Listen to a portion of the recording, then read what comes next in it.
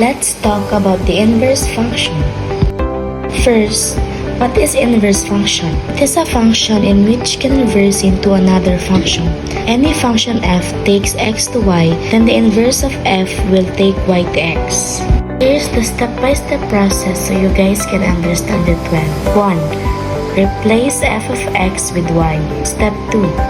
Interchange x and y. Step 3. Solve for y using appropriate properties of equality. In the last step, replace the new y with f raised to negative 1 of x. Did you guys got it? Let's try it. So find the inverse of function f of x is equal to 4x plus 3. Step 1. Let's replace the f of x with y. And it will be y is equal to 4x plus 3. Next, interchange the variables x and y, meaning pagpapalitin. So it will be x is equal to 4y plus 3.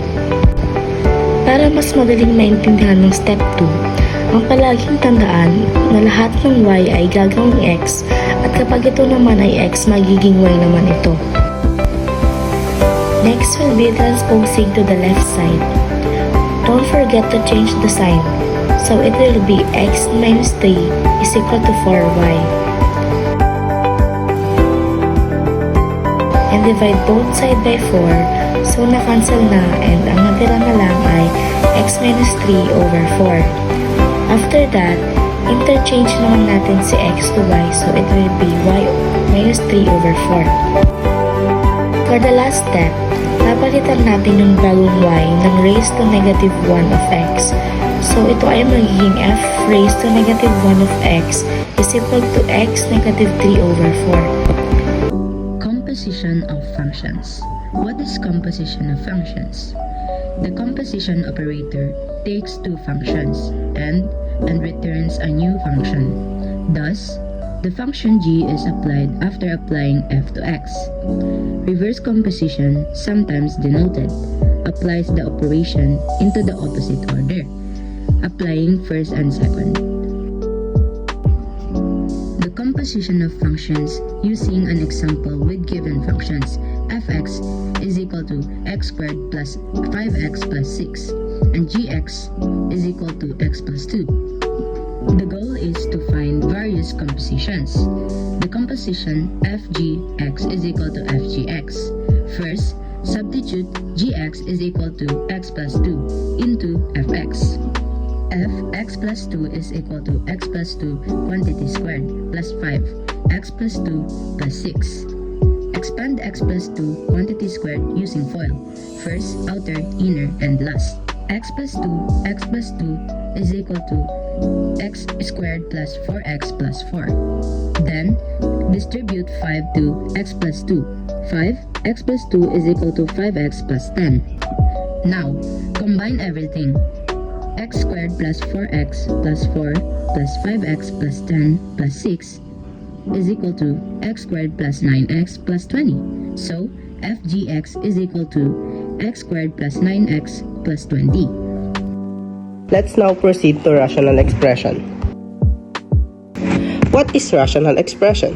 A rational expression is a simple quotient of two polynomials, or in other words, it is a function whose numerator and denominator are polynomials.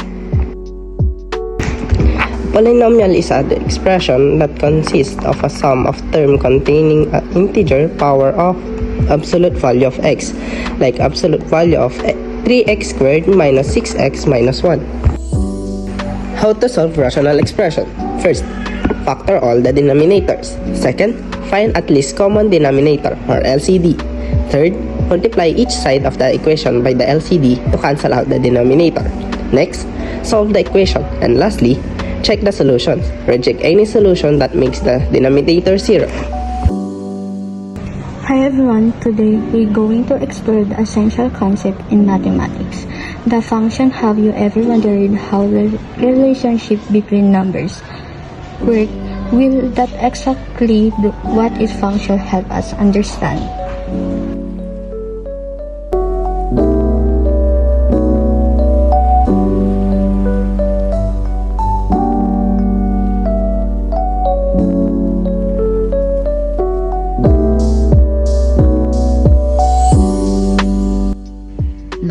but the list is function and relations.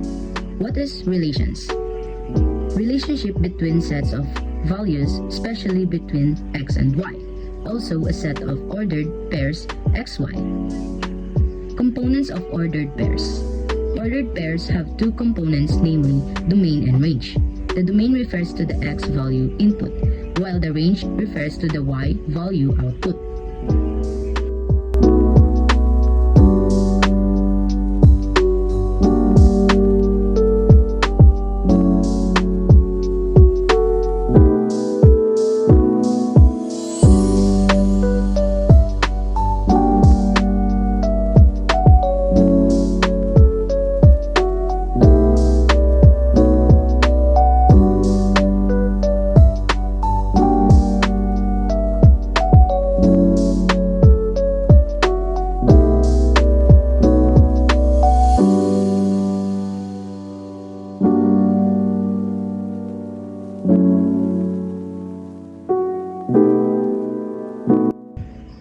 What is a function?